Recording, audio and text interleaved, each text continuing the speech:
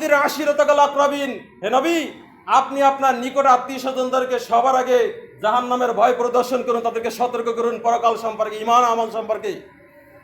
নবীজিকে আদেশ করেছেন, নবীর আদেশ মানবেন কিনা? সাথে সাথে নবীজি ডাক দিলেন, জামা রাসূলুল্লাহ সাল্লাল্লাহু আলাইহি ওয়াসাল্লাম কুরাইশান। এই কুরাইশ কারা? নবীজির বংশ। রাসূল সাল্লাল্লাহু আলাইহি ওয়াসাল্লাম বংশের লোকদেরকে একত্রিত করলেন ডাক দিয়ে, এবং ডাক দিয়ে বললেন, ফাকালা ইয়া মাশারা কুরাইশ, হে কুরাইশ সম্প্রদায়, ইনকিজু আনফুসাকুম মিনান নার, তোমরা তোমাদের নিজেদেরকে জাহান্নামের আগুন থেকে বাঁচাও। ফাইন্নী লাম লিকা লাকুম দাররাও ওয়ালা নাফা, কেননা আমি নবী মুহাম্মদ তোমাদেরকে জাহান্নাম থেকে বাঁচানোর ব্যাপারে আমি কোনো উপকারও করতে পারবো না, তোমাদের ক্ষতিও করতে পারবো না। আমার উপকার করারও কোনো অধিকার নাই, ক্ষতি করার কোনো উপকার নাই। নবী নিজে বলছেন, আমি কারো উপকারও করতে পারি না, যেটা আমার আয়াতের ভিতরে নাই, আমি ক্ষতিও করতে পারি না, জাহান্নাম থেকে আমি তোমাদেরকে বাঁচাতে পারবো না। ফাইন্নী লাম লিকা লাকুম দাররাও ওয়ালা নাফা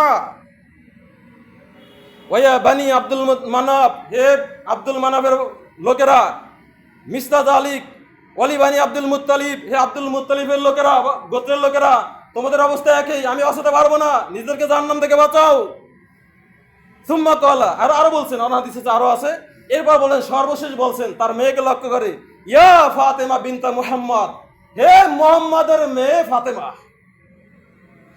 ইনকিজি, তুমি নিজেকে বাঁচাও, ইনকিজি নাফসাকি মিনান নার, তুমি তোমার নিজেকে জাহান্নাম থেকে বাঁচাও।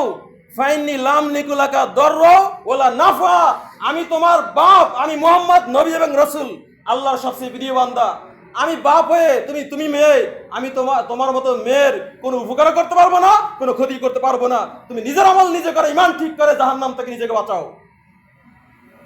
ইল্লান্না লাকি রহিমান সাবুল্লাহ বিবালালিয়া, হ্যাঁ আমি এতটুকু পারি, তুমি আমার আত্মীয়, আমার মেয়ে, এই আত্মীয়তার সম্পর্ক আমি ভালোভাবে রক্ষা করি এবং এটা করিও, আমি করতে পারি, আমি এতটুকুই করি। জাহান্নাম থেকে বাঁচানোর, উপকার ক্ষতি করার শক্তি আমি মুহাম্মাদেরও নেই। এখন আপনারা বলুন, হাদিস সহিহ, বুখারী মুসলিমের হাদিস, কোনো সন্দেহ নাই। এই হাদিসের দ্বারা কি বোঝা যায়? পিসাব, আল্লাহর ওলি, বাবা নবীর চেয়ে অনেক বড় হয়ে গেছে। কথা বলেন, যেখানে নবীজি তার মেয়েকে বলছেন আমি কিছু করতে পারবো না, সেখানে যে কোনো অলি পীর সাহেবরা বলে চিন্তা নাই, আমি আসি না, এটা ভুয়া না ঠিক বলেন? এটা ভুয়া না ঠিক বলেন? অতএব যেভাবে ফেরাউনের স্ত্রী আসিয়ার দোয়া করেছেন একমাত্র আল্লাহর কাছে, আমাদেরকে জীবনের সর্বক্ষেত্রে দোয়া করতে হবে কার কাছে? কান্নাকাটি করতে হবে কার কাছে?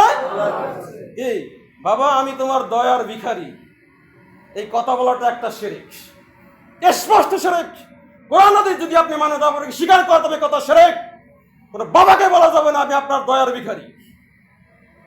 দয়া করার মালিক কে? আল্লাহ। না করার মালিক কে? আল্লাহ। অতএব ঈমানকে হেফাজত করুন, আমলকে হেফাজত করুন, কারো বিরুদ্ধে কোনো কথা না, কোরআন সুন্নাহ থেকে সরাসরি কথা, এটা আমরা বলতে বাধ্য। নারকাল হাসরের ময়দানে আপনারাই আমাদেরকে আসামি করে দিবেন।